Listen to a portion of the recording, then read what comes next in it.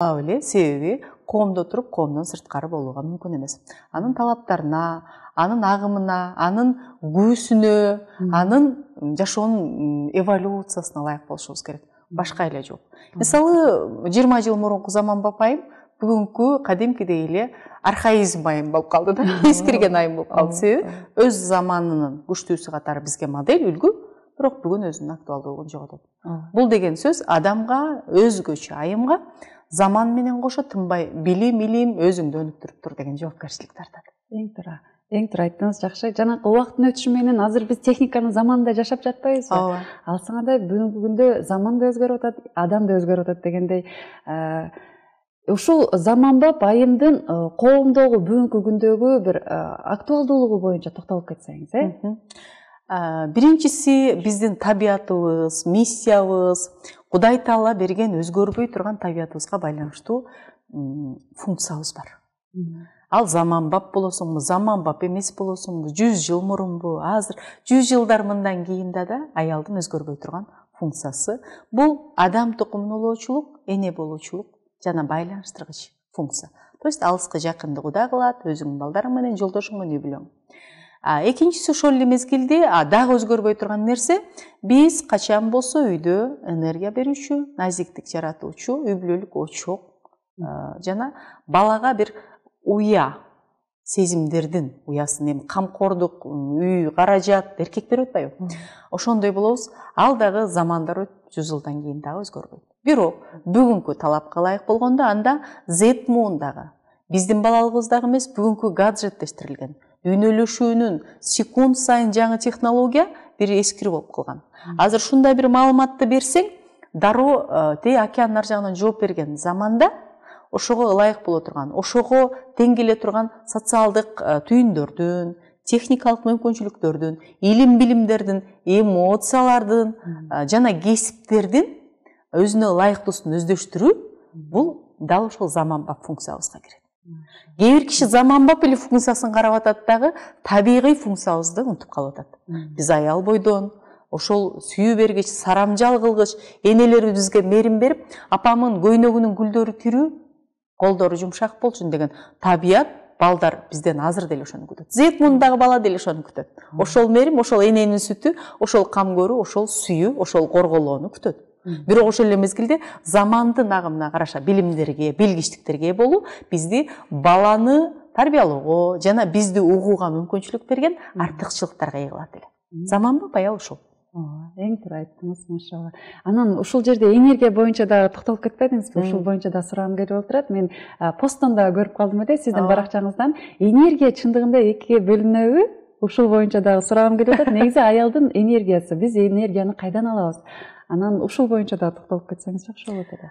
Бул боюнча аябай чоң жер планетасындагы энергияны тапкан, окумуштуу деп аталган Эйнштейндин айтканы бар да, мындай: энергия бардан жок, жоктон бар болбойт дегенчи. Бул оңтон алып караган энергия эмне десе, бул кубат, бир күч. Бул баягы телефондун энергиясы түгөнүп калды десе, аны зарядтайбыз. Адамдын энергиясы калбай калса, ал горизонталдык положениеде уктайт, эсе алат, ошон үчүн түн берилген, күн дегендей. Энергия ошол кубат. Бирок адамзат Аллах Тааланын чеберчилигин көрүңүз, аябай карама-каршы келген. Бири-бирине таптакыр окшобогон. Бирок ошол эле мезгилде бири-бирибизсиз жашоо мүмкүн болбогон адамдын эки түрлүү бөлүгүнөн турат. Ошол эки түрлүү бөлүгүнүн табиятын, функциясын, натурасын иликтеп келгенде, анда аялдык, эркектик энергия деген нерсе келип чыгат. Бардык эле адамдарда биз эркектик энергия эмне десе, анын күчтүүлүгү, чечкиндүүлүгү, чечим чыгаруучулугу, воиндиги, багындыруучулугу деп айтабыз. Аялчы назиктиги, сулуулугу, нандыргычтыгы, алсыздыгы, мындай бир энергия бергичтиги деп айтабыз. Ушул эле сезимдер аялдагы эркекте деле болот. Кээде ал энергия берет, кээде назик болот, ыйлай ал. Кээде балага мээрим берет, кээде кечирет, кээде жашык болот. Ушул эле эркекте ол күчтүү экен, чечкиндүү экен, кайраттуу экен деген сыпаттар аялда деле бар. Болгону биз болжолдуу аялдыкы деп эсептеген сыпаттар, энергияны берүүчү, чийүүчү мүнөздөмө табият аялда 80%, ошол эле эркекке деген тиешелүү нерсе 20% менен толукталат. Толук кандуу адам болобуз, бири-бирибизге ошол 20%дан биздин жалпылыгыбыз башталат. Бири-бирибиздин гармониябыз, муктаждыгыбыз, толуктообуз деген нерсе. Бизе о эркекке гана тиешелүү деген сыпаттар аларда 80, аялга гана тиешелүү деген нерсе эркекте да 20% бар. Ошо менен бизибизде гармонияны пайда кылат. Себеби эркекти эне төрөйт, эне тарбиялайт да, ошол сыпаттарды берет, ал жашаш керек. Кыз баланы эне төрөп, эне тарбиялаган менен атанын генетикасы, атанын уругу, атанын сүйүүсү, атанын корголоосу бар да. Ошон үчүн ал табигый биологиялык жактан, эмоциялык жактан, билим, кабыл алуу, вербалдык жактан эки тараптуу сөзсүз болот. Аялдык энергия деген мындай укмуш терминдер чыкты азыр. Аялдык энергия десе укмуш эле боенуп, жасанып, мен муну алып берип койчу дегенди түшүнүп калышты да. Жок, аялдык энергия аял бойдон кал. Аялдык энергия сен кечиргич боло аласың, себеби сен эмоционалдуусуң. Аялдык энергия сен алсызсың, сага ошол жарашат, алсыздыгың үчүн сүйүшөт сени. Ошон үчүн алаканга салышат, мырзалар коргойт сени. Аялдык энергия сен назиксиң. Назиктик деген бул агама ошол жагат деп сүйлөп калуу эмес да. Бул назиктик деген кадимкидей эч сөз менен жеткире албай турган ушул аял деген манераларыбыз, күтүм, жашоо, эмоциябыздын баары ошол назиктик болуп эсептелет. Бул отурганыбызда эркек бутун эки жакка таштап отурса, аял бириктирип отурат. Тамак жегенде эркек эңкейип алып берилип жесе, аял майдалап жейт. Ошонун адаттардын баарынан анын назиктик табияты көрүнүп турат кадам сайын. Мына ошол нерселер толукталганда аялдын энергиясы толук деп эсептелинет. Бирок бул түгөнөт да. Кантип толуктайт десе, дал ошол биз такыр окшобогон. Жана бизди корколоп турган. Бизден ошол эле мезгилде энергия сурап турган, биз берүүчү болуп атсак, мырзалардан толукталат. Жана биз ким үчүн жашайбыз? Бала менен. Байланыштырып баладан алынат. Жана адам өзү эч качан жашашы мүмкүн эмес, курчап турган чөйрө жаратылышсыз. Жаратылыштан алынат. Муну сезиш үчүн адам эмоциясы менен тарбияланыш керек, өнүгүш керек. Адам өзү 4 бөлүктөн турат. Дене, акыл, рух, сезим. Ушул 4-өө бирдей өнүккөндө, анда толук кандуу жоопкерчилик алган личность калыптанат. Бирөөсү болбой калганда же иждивенец, же майып, же оорулуу, же жабыркаган, же алсыз, же коомго коркунучтуу, же кайдыгер адам чыгат. Вот ошолорду баланстаган үйрөнүү бул женский энергияны, аялдык энергияны иликтегендик жана толуктагандык болот эле. Машалла, түшүнүктүү болду. Анан мына ушул эмоция боюнча дагы сураңыз. Эмоция дегенде биз түшүнүп атабыз дейм, сезим. Бирок ошол эле учурда биз аял заты, сиз айткандай, бир эле учурда, кээ бир учурда бакырган аялдар бар, ачууланган айымдар бар, жашоодо үй бүлөдө ар кандай абалдан улам мындай өзүнүн ушундай психологиялык жактан жабыркаган айымдар бар. Мына ушул нерсени ушул учурда деле энергия түгөнүп калат да. Ооба. Ошол учурдан биз кантип чыгып кетсе болот? Ооруну ооруп калгандан кийин айыктырганга караганда алдын алуу жакшыраак. Ковид болуп, туура дарыланып айыгып кеткен сонун. Бирок ковидке каршы алдын ала чараларды, эшик деңгээлери менен колуңду жуу, тамагыңды чайка, мурдуңду чайка. Сөзсүз түрдө имбир сыяктуу лимондорду ичип тур. Анан вакцина алып кой деген жакшыраак чечим да. Ошон үчүн бизде адамдын эң мамлекеттин баалуу нерсеси бул адам. Адам ресурсу.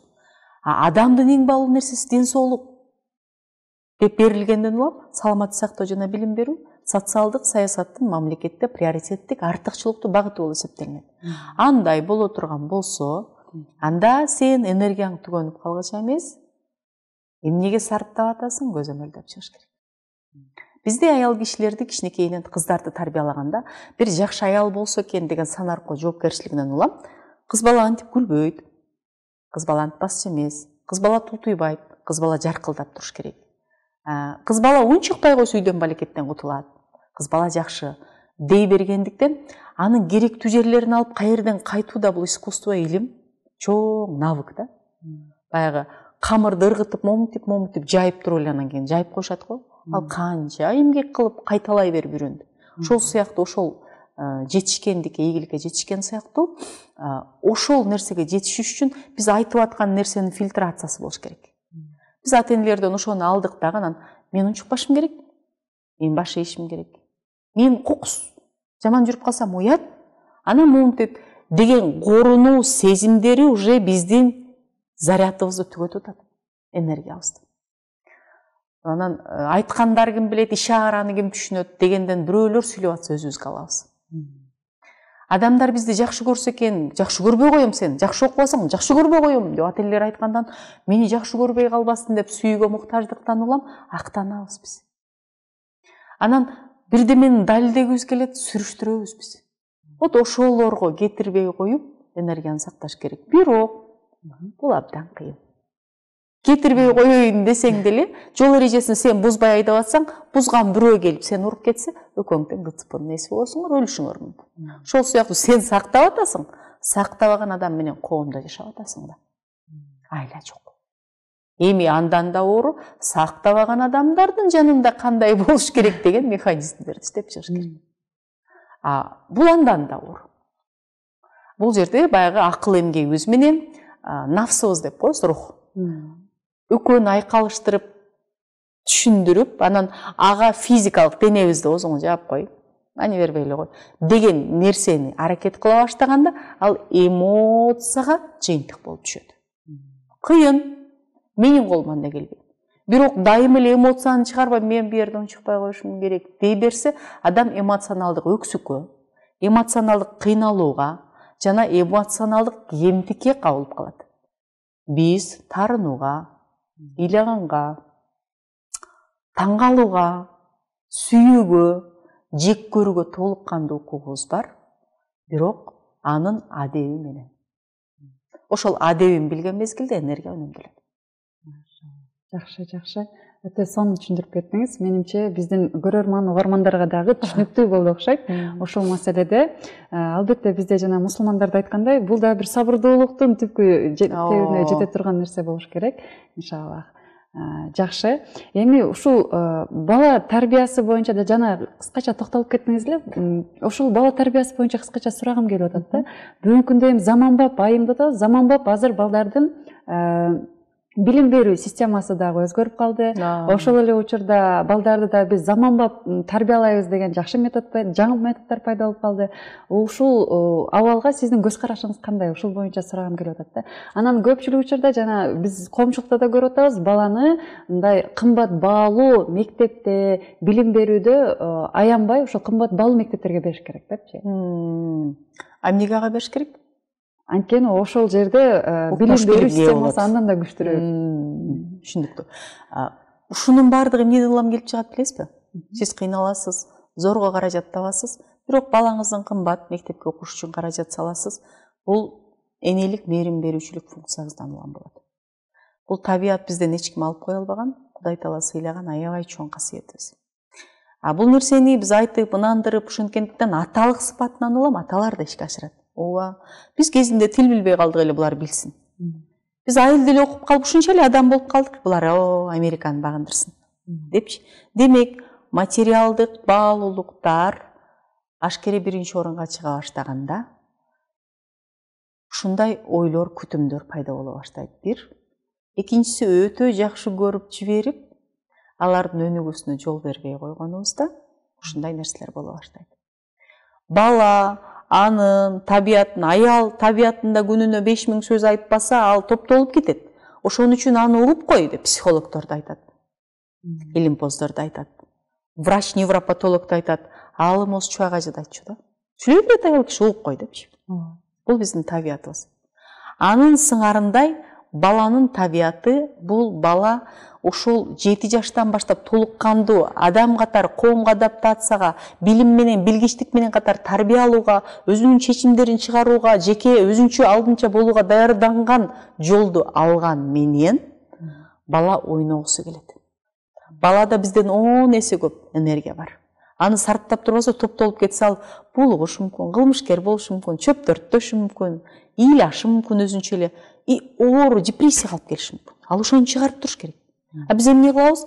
Кой, акылдуу бол деп кымбат мектепке беребиз, анан алар биздин акчабызды алгандыктан улам 8 saat окутуп чыгарып, таэквондого, таэквондодон чыгарып, комузга, комуздан чыгарып, шахматка, шахматтан чыгарып, англисиге, англисиден чыгарып, кээ бир диний ишенимдилиги байланыштуу арабчага киргизилет. А бала качан ойнойт? Бала табигый түрдө баягы эмоциясын, энергиясын чыгарбаган үчүн болду, анда кемтик пайда боло баштады. Ал аябай илимдүү болушу мүмкүн, бирок эмоционалдык жактан толук кандуу өнүккөн жок. Эмоционалдык жактан толук кандуу өнүкпөгөндө адам илим билими менен интеллекти шорголоп агып турса деле коомго коркунучтуу адамдарды жарата баштайт. Мисалы, эмоционалдык жактан сүйүүгө тойбогон жана ошол толук кандуу чыгарылбай калган балдар коомдо илимпоз болсо да коркунучтуу болот. Бул боюнча Беляев деген жазуучунун «Человек-амфибия» деген чыгармасы бар. Өтө күчтүү илимпоздугунан улам, эмоциясы бир мезгилде калып кеткенден улам, ал табигатты жараткан, жасагандай эмес, мен жасагандай болот деп крокодилге баканы, бакага жыланды, чычкандын башына дагы бир эмнени жараштырат, операция кылып, анын короосуна киргенде өмүрүңдө көрбөгөн жандууларды көрөсүң деп айтылат. И өзүнүн баласы жүрөгү оору болуп калгандыктан адамдан таап отурбайт, мен акуланын жүрөгүн салып кое берем дейт. Адам басып жүрүүгө.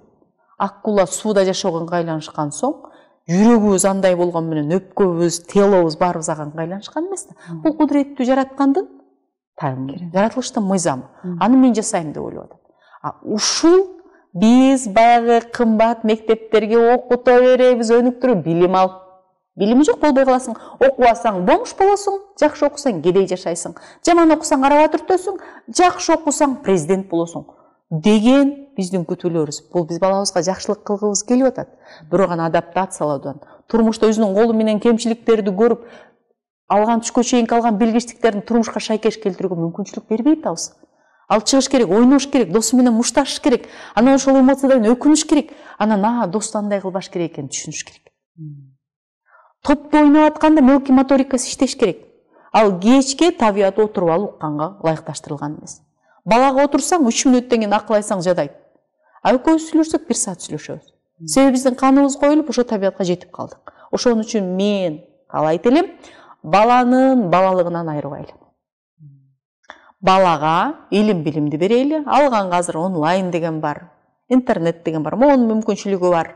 Жакшы мугалим тандап берели. И мыйзамда да жазылган, конституциябызда көрсөтүлөт.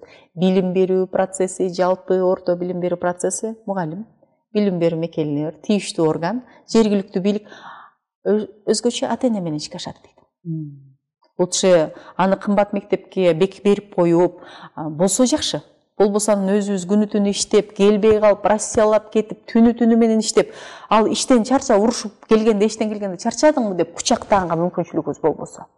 Же ошол жерден дагы күчтүү билим алсын деп жаткырып койсок, кечкурун биз менен жакшы жат деп кучакташып жатпаса, ошол билимден жашоосунда канчалык пайдасы бар экен?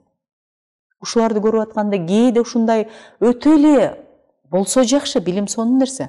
Бирок турмуштан алаксытып алган учурубузда Токтогул кайсы гимназияда окуду экен, Ырыспай кайсы консерваторияны бүттү эле, Кетбука кайсы гимназияда окуду эле деген ой келет да. Алар турмуштун, коомдун, элдик педагогиканын, ата-эненин окумуш тарбиясынын элегинен өткөргөн жана көркөм ой жүгүртүүнүн элегинен өткөрүүнү биле алган, эмоциянын негизинде тарбияланган балдар эмес беле? Ошолордон кийин чыккан эле. Ошондуктан болсо жакшы, окутпаңыздар дебейм. Эки тилде эркин сүйлөсүн, үчүнчүсүн түшүнчө орусун, бирок тарбия, турмушка айкалыштыруу жана эненин ордун суроо, маектешүү, эмоциясын суроо, басса турсага вербалдык өзүнүн аракети менен көрсөтүү, кучактоо, сүйүү берүү, кээде жазалоо, көзөмөлдөө функциясын эч ким алып койгон жок. Өзүбүз деле калды ал. Заманбап болобузбу, Марста барып жашап атабызбы, ошол эле. Машалла, өтө сонун жооп бердиңиз. Азыр ойлонуп көрсөм, дагы да бир ой келет да, эмне үчүн илгери бизде баатырлар көп болгон? Эмне үчүн эл коргогон ушундай мыкты мырзалар көп болгон? Айымдарыбыз ушунчалык күчтүү болгон анткени дегенде азыр ойлонуп көрсөк, ошондолордун ата-энеси ошончалык күчтүү болгон да, арстаным, падышам деген сыяктуу сонун сөздөр менен. А бүгүнкү күндө күчүң деп отуруп балдарды күчүк кылып атабыз. Мышыгым деп отуруп мышык кылып атабыз. Ушул маселеде да токтолуп кетсеңиз, ушул боюнча дагы айтып кетсеңиз жакшы болот. Бул эми сөз маданияты. Нуркыз Кадырбек кызы дегенде кайбир журналист элестетиши мүмкүн, кайбири адабиятта илимди изилдеп жүргөн адам, кайбири саясатчыны элестейт. кайбир публикалык мотиватор элестетиши мүмкүн. Мен үчүн Нуркыз Кадырбек кызы сүйлөшүү маданияты боюнча тренер, адис. Мен ошону жакшы билем. Мен күрөшө албайм. Мен устаза эмесмин, хафиза да эмесмин, балким докторуна аалым да эмесмин. Бирок мен сүйлөшүү маданияты боюнча Кудай таала берген бир өнөрдү өздөштүрө алдым, бир деңгээлде жете алдым, айта турчу нерсем бар деп эсептейм да. Дал ушул жерде сүйлөшүү маданияты келип чыгат. Баланы тарбиялоодогу сүйлөшүү маданияты. Ага берилген ар бир сөз үйдө, ал эмчекте турганда, тили чыга электе, жүрмөлөп атканда, уктап атканда, эмне сөз айтканыбыз тилибизге эмне чыккандыгы анын кулагына программа болуп жазылат. Постоянно эле аялы күйөөсү энең байтал сөгүшүп айтыша берген бала энең байтал сөзгө эрте көнөт. Себеби тили жакшы келет, репертуары ошондой сөгүнөт, себеби угуп жүргөн. Же болбосо ата-энеси жалаң бизнесмен алектенген бала ойноп атканда эле мороженое сатат, завод курат, мындай кылат, ушул нерсени берет, көргөн. Ата-энеси кагаз менен эле алектене берген адам сүрөт тартышы мүмкүн. Себеби көргөнүн кылат. Ошол сыяктуу биз сүйлөгөндү жана аракетибизди балага беришибиз керек, аракет кылышыбыз керек. Илгери баатырлар көп чыккан, азыр чыкпай калды дегенге 100% эле макул болгум келген жок сизге. Ар замандын өзүнүн баатырлары бар. Ар замандын өзүнүн ирилери бар. Ар замандын өзүнүн лидерлери болот. Замандын айлампасына, коомдун талабына ылайык. Илгери баатыр деген барып, айылын багыш үчүн кошуна жерге барып, коркпой бирөөнүн жылкысын тийип келип, эми жегиле десе ушул баатыр болгон. Бүгүнкү күндө бул уру. Мыйзамда бирөөнүн жылкысын алып келип бакса уру. Илгери эл кыйналып атат, ушуларды багышым керек деп жоопкерчилик алып чыгып, мергенчилик кылып, бир айылга жете турган нерсе атып келип, ээлик чаарчык менен бакса, мына ушул баатырдык урматка ээ болгон. Бүгүн аны контрабандист катары камайбыз. Демек бүгүнкү заманда баатыр болуш үчүн билим менен, эмоция менен, техникалын жетишкендиги менен билинбей жана билинип, бизде сөз пиар кылышыбыз керек да. Билинбей жана билинип, коомго пайдалуу болуу жана өзүңдүн улуту жана мамлекети тууралуу коомчулукка жакшы пикир жаратуу баатырдык болор эле. Бүгүнкү күндө өзүңдүн ачууңду токтотуу баатырдык болуп калды. Моминтип карагалы эле мен Гүлзада эжекеге келем, анан мен эфирге чыгарып коюңузчу, мага мүмкүнчүлүк бериңиз. Жок эже, сиздин дараметиңиз жетпейт экен, сиз юрист эмессиз, сиз филологсуз. Жок дейм. Мынакей мени Гүлзада чыгарбай атат. Жок, мен мынакей кайра урматтуу президент деп айтам. Ушуну токтотушум мага баатырдык болуп калды бүгүн. Ошон үчүн бүгүнкү баатырларды тарбиялоодо балам чек арага чеп боло турган бүгүн согушуу маданияты эмес, дүйнөлүк келишим, мунаса менен жакшы боло тургандыгын коңшу мамлекеттердин, СНГ мамлекеттердин мисалында көрүп атасың. Согушуу жакшы эмес, себеби согуш күчтөрү ошончолук. Мурун жакшы эле да, беш атар мынтык менен атышып, реалдуу согуш болот эле. Азыр бомба жарылып атат, кызыкчылыктар ойноп атат. Андай боло турган болсо, сен акылың менен, билимиң менен, маданиятың менен мамлекетти өргө алып чыга турган болсоң, же жүздөгөн адамдарга жумуш орун түзсөң, же өзүңдүн акыл билимиң менен берешен колдордон боло алсаң, муктаждын башынан сыласаң, мына ошол баатырдык экендигин эне билгенде бала, вау, мен алектенген нерсе ушул турбайбы? Бул баалуу нерсе экен дегенди түшүнөт. А биз кечке эле манасты башканы айта берсек, кандай жакшы ошол өзүнүн заманында ошондой чечкиндүүлүккө барып, кыркулуу кыргызды курама жыйнап курч, анан кулал таптап куш кылып журт кылып атат ал. Рахмат, ошону басып өттүк, ал этапты өттүк, келдик. Эми мамлекеттүүлүгүбүз бар шугур. Бүгүн эл аралык конвенциялардын негизинде жашайбыз. Андай боло турган болсо, сен ачылыштарың менен, сен илимиң менен дүйнөнү багындар. Мына ошол баатырдык. Сени бирөө келип алып туруп, сөгүп сөздөп ата турган болсо, эмоцияңды тыйып, аяп, бул бактылуу адам мага сөгүлмөк эмес, кыйналып турса керек. Эмоциялык жактан жабыркаган жокпу деп башынан сылай алсаң, түшүнүүгө аракет кылсаң, ушул бир эрдик болуп калды азыр. Ошон үчүн өзүбүздүн коомдун баатырларын тарбиялоодо ошол эле билим, күч, маданият замандын агымынан калбагандай тарбиялаш керек. Мисалы, Генри Форд эмнеси менен баатыр эмес? Баатыр ал. Ошол машинени баарыбыз тааныйбыз. Мерседесин ойлоп табуучусу, жанагы Киевсин ойлоп табуучусу, өзүнүн бир эрдиктери, курбандыктарга барды да алар.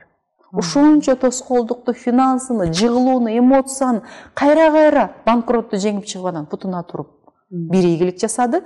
Бул эрдик. Мисалы, канча деген жазуучуларыбыз азыр бир илимпоздорубуз багындырып, дүйнөнү багындырып атат. Мисалы, Айсулуу Тыныбекова Мээрим Жуманазарова, Айпери Медетбек кызы, Ак жол, жоламандар. Дүйнөгө чыгып кыргыздын атын чыгарып, вау, кыргыз деген элдин батырлары күрөшүү институту ушундай деген нерсе жаратты. Бул батырдык эмеспи? Бул биздин бүгүнкү батырдыгыбыз. Мына ушулар батыр. Интеллектуалдык жактан жеңүүчү мезгил келди. Ошол эң туура айттыңыз. Ушул жактан кошулам да, интеллектуалдык жактан, билим жактан биз дүйнөнү багындыра алат экенбиз деген нерсеге толук кошулам да. Нуркыз эже, дагы бир жолу. Анан мына ушул ийгиликтин эң башкы дагы бир сыры бул тайм менеджмент деп айтып келесиз. Ошол жактан дагы. Анан сиздин баракчаңызда көрүп турам, буюрса. Ошол жактан дагы көп сонун маалыматтарды алып турабыз. Мына ушул нерсеге дагы токтолуп кетсеңиз аябай жакшы болот эле. Билим боюнча дагы, анан ушул эмне үчүн тайм менеджмент ийгиликтин ачкычы болуп саналат? Биринчиден өзүңүз окутуу боюнча, сүйлөшүү маданияты боюнча тренер боло туруп, биздин аркабыздан келаткан журналист боло туруп, окуп коеюнчу деген нерсе өзү бул сиздин билим маданиятыңыздын, ошол эле убактыңызды үнөмдөөнүн, даяр билимдерди пайдалануу аркылуу анализдөө, синтездөөнүн жолун билген заманбап айым катары сиздин имиджиңизди көрсөтүп атат. Мисалы, сиз бир билимди даярдап чыгыш үчүн 15, балким 200 китеп окуйсуз, балким 3. А мен окуп чыгыш үчүн 4 күн кетиши мүмкүн. А мен сиздин бир видеоңуздан 7-3 маалымат алып калышым мүмкүн да. Же сиз мени. Бул тайм менеджменттин бүгүнкү күндө башталышы болуш керек. Керектүү билимдерди, керектүү контенттерди, керектүү ахваттарды карап чыгуу бул убакыт өнөмдөн биринчи жол болуш керек. Биринчи тайм менеджмент бул жеке убакытты бөлүштүрүү жана тайм бул убакыт, англисинде менеджмент башкаруу болсо, мен убактымды башкарам деген шарттуу түрдө болуп атат да. Негизи убакытты башкаруу мүмкүн эмес да, бизден сурабайт. Кичине токтоп турчу, кичине отуруп тура элем, чарчап калдым десең, отурбайт, ал өтө берет да. Көзүң ачып жумсаң. Өзгөчө 40 жаштан кийин көзүң ачып жумсаң, картайып, жаш тез өтөт да. Мурун күндөр, түндөр кенен өтчү эле жаш кезде. Мисалы, мен сизге суроо берейин. Бүгүн бир 30га таяп калган болсоңуз, көп жашагандай сезилеби сизге? Жок. Кээде эмес. Бирок азыр бир көзүр өлмөй өтүп башталышты.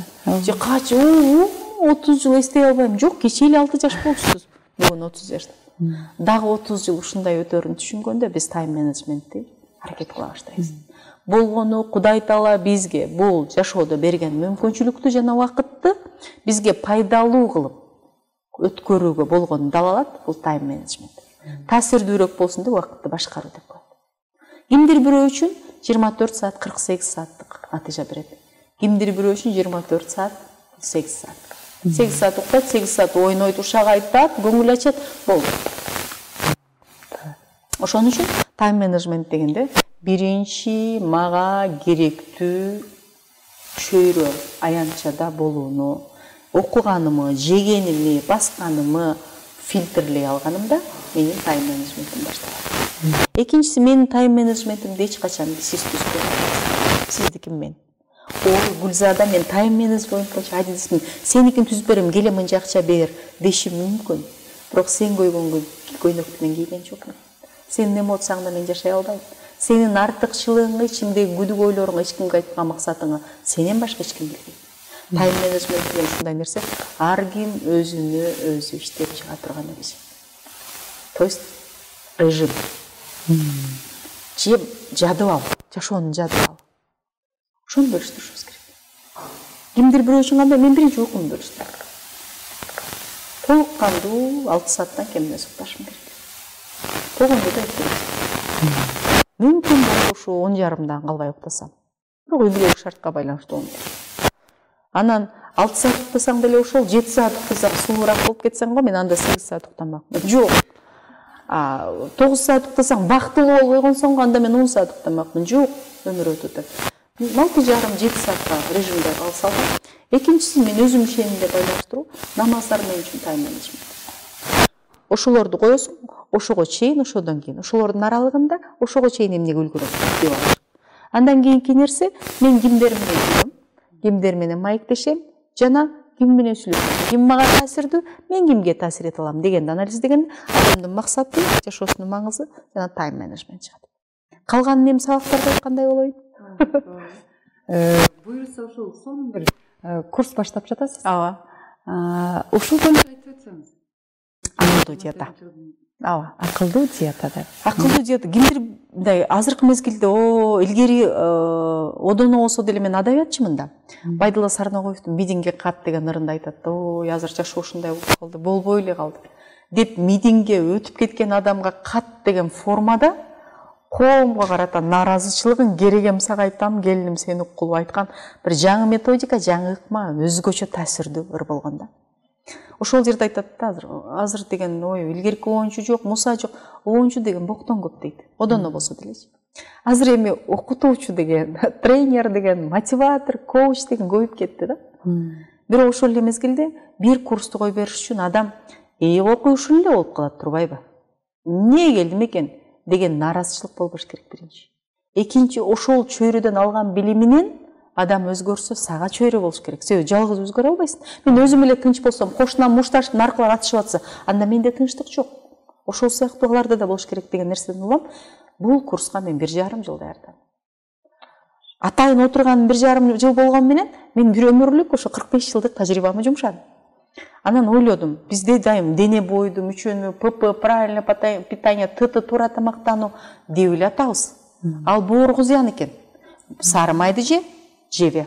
А жаңгакты жууп жегин. Мейизди экини жеп койгон. Фисташкадан 5ти жесең манка болосуң. Ой, эми бир жана нутрициологдун жаңы түрлөрү чыкты, шумдук. Айтса жанына киши тура албайт. Кечкурун сен нолду жеп жатып алсаң, саар жеңилдеп каласың. Ага сени чегиң менен ашказаның жол береби?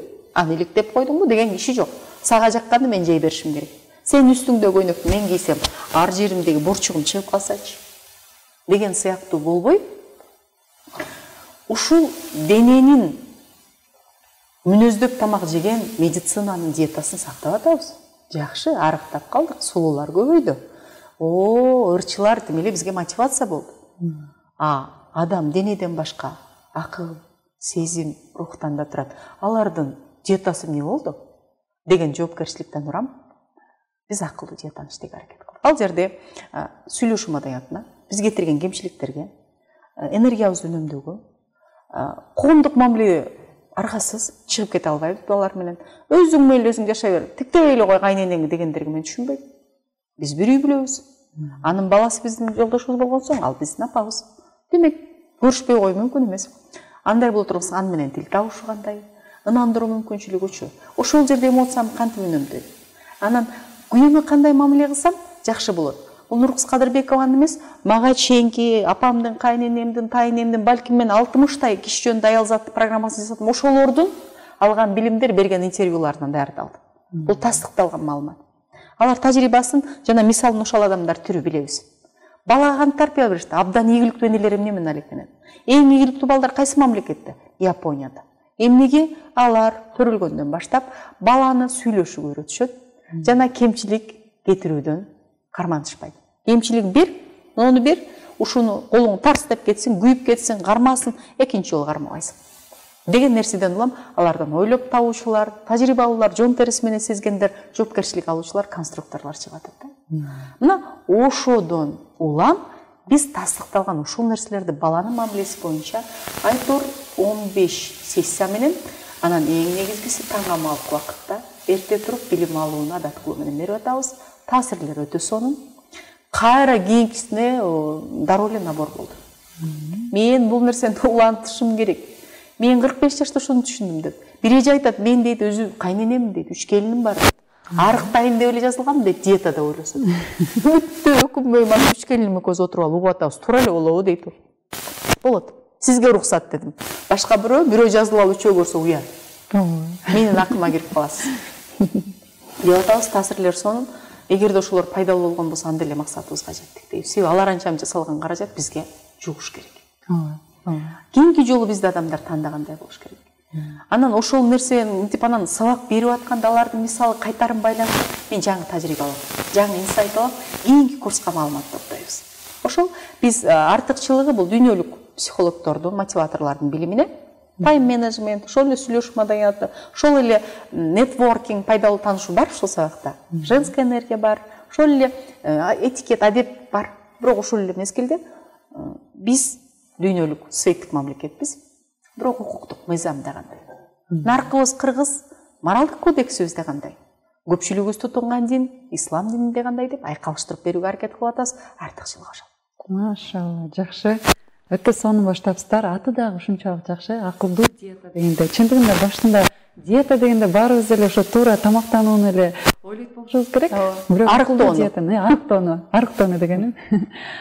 Андыктан Аллах разы болсун. Өтө сонун курс баштапсыздар. Ушул эле маселеде буйруса. Албетте сунуштайм. Ушундай тажрыйбалуу айымдан, тажрыйбалуу эжекебизден сөзсүз түрдө окушубуз баарыбыз үчүн эле чоң бир ийгиликтин башаты болуш керек деп ишенем, иншаллах. Аллах разы болсун. Анан сизден дагы бир акыркы суроону узата кетейин. Буюрса эфирибиз дагы жыйынтыктап баратат. Негизи келин кайнене деген бул дүгөнгөгөн дастан. Мына сериал учурда сериал.